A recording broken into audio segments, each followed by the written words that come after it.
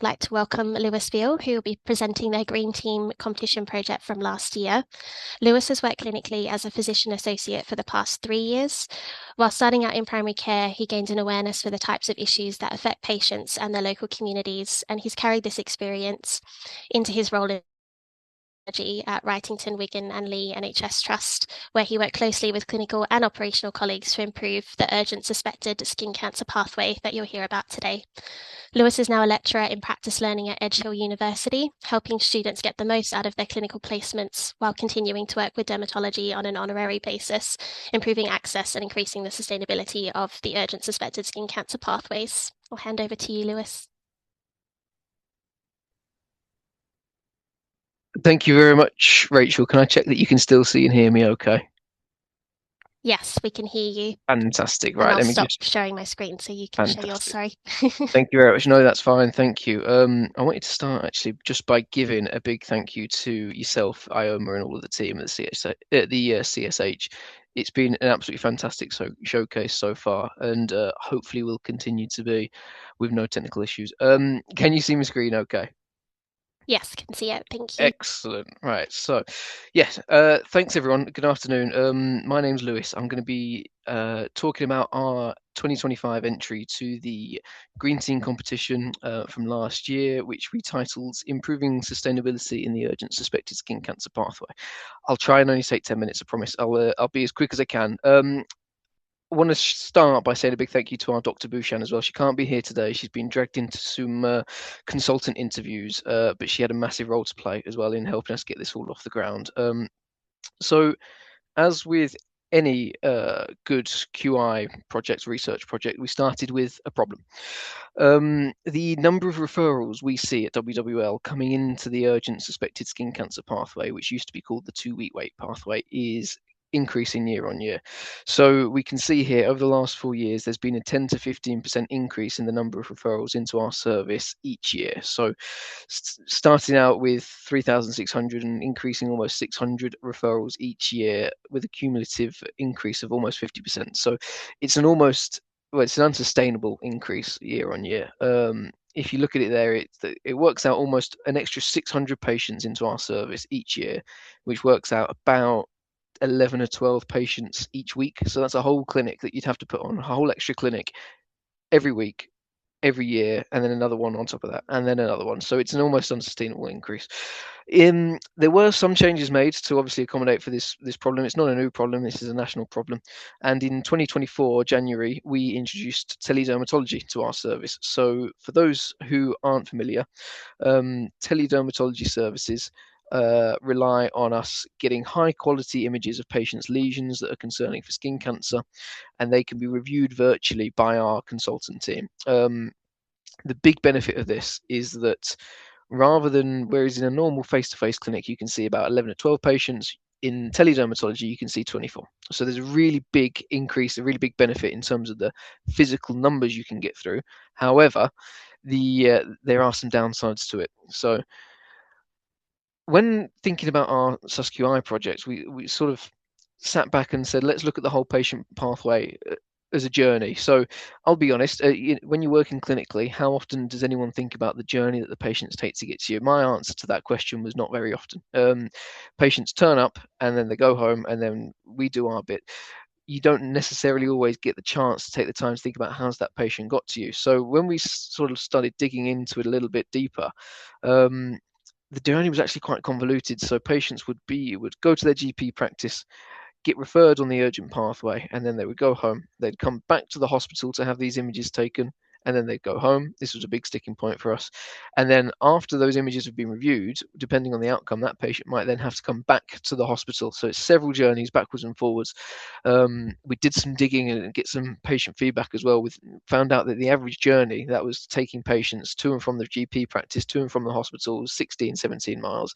So it's not insignificant. And lots of the anecdotal feedback we got from patients when they came to these photography appointments was, is that it?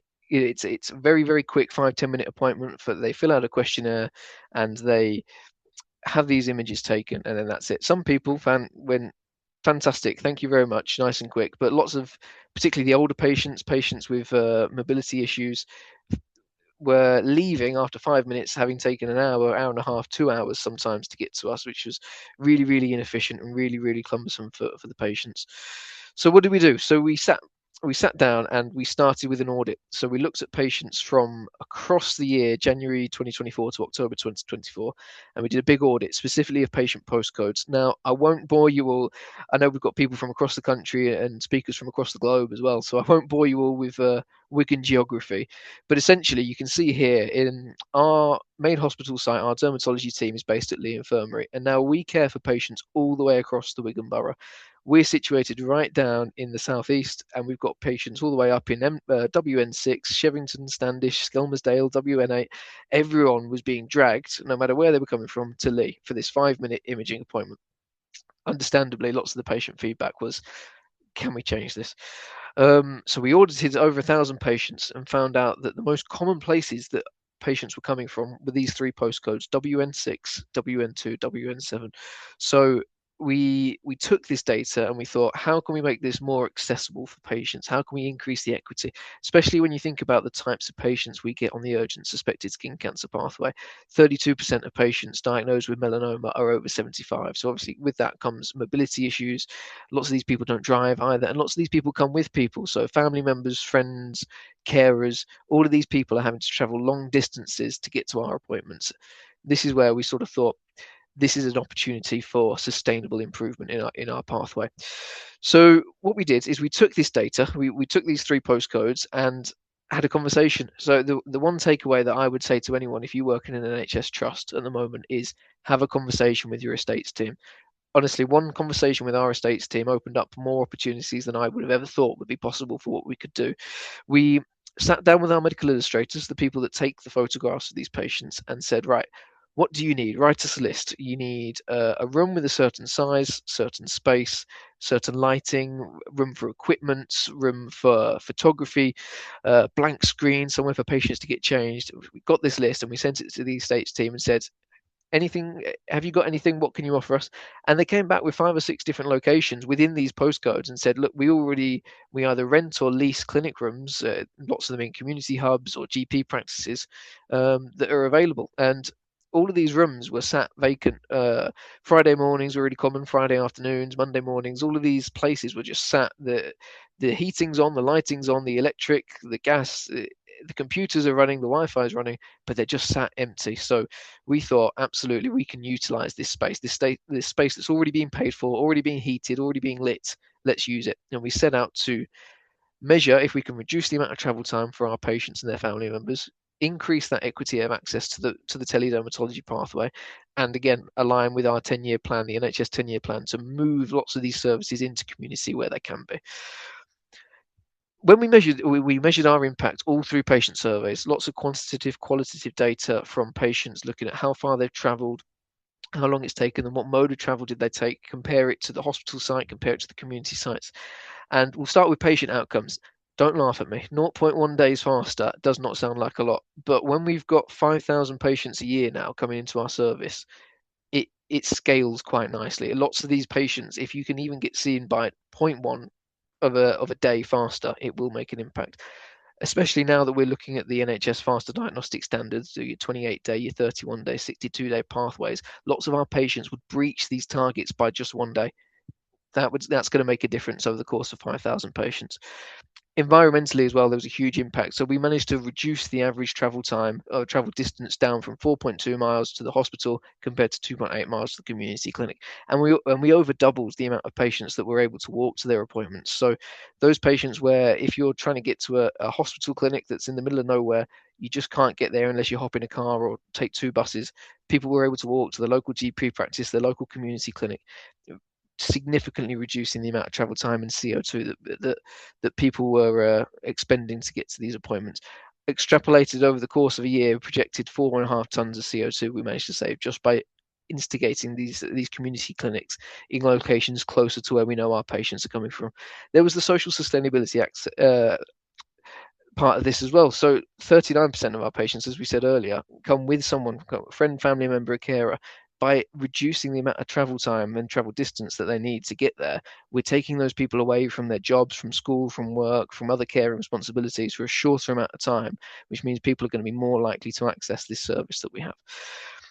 So to round it off, this is where we hit a bit of a curveball in our project. And when Ioma very kindly asked us to speak about this, I actually went back to her and I said, "Are you sure you want us to speak about this? Because things didn't always go so smoothly." And she said, "Yeah, absolutely. It's because it's quite a good, realistic example of how difficult implementing sustainable QI can be in the NHS." So we managed to get our projects up and running for at least 3 months, and we got 3 months of really good data from one of our one of our community clinics. Just before we were about to get our second one up and running, we one morning our team turned up to the community clinic, and the doors were locked, the lights were off, the PC had been removed, and the Wi-Fi was switched off. And we thought, oh my goodness, what's going on here? And what had happened is there had just been a breakdown in communication between our estates team and our clinical teams. We hadn't been informed that unfortunately there'd been a change in the timetabling or the lease that meant that we could no longer use that space at that time. Things do go wrong when you're trying to implement these projects. It's not all smooth sailing. It's really, really not. So after a little bit of adaptation, a little bit of jigging around, we had to pull out of that clinic and we went back to the way things were for a few months.